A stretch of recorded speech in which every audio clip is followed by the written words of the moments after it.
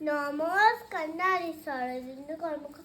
মানুষ কেন বলে মোদের নারীর নিজস্ব নাই কিছু? আমি তো দেখি জগৎ চলে নারীর পিছু পিছু।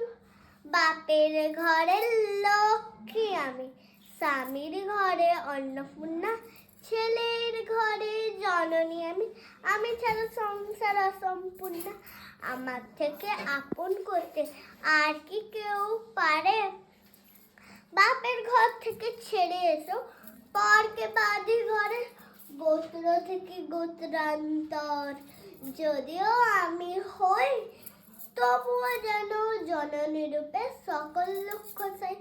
ভারত মাতা সেও নারী, নারীর জগৎ ধাত্রী।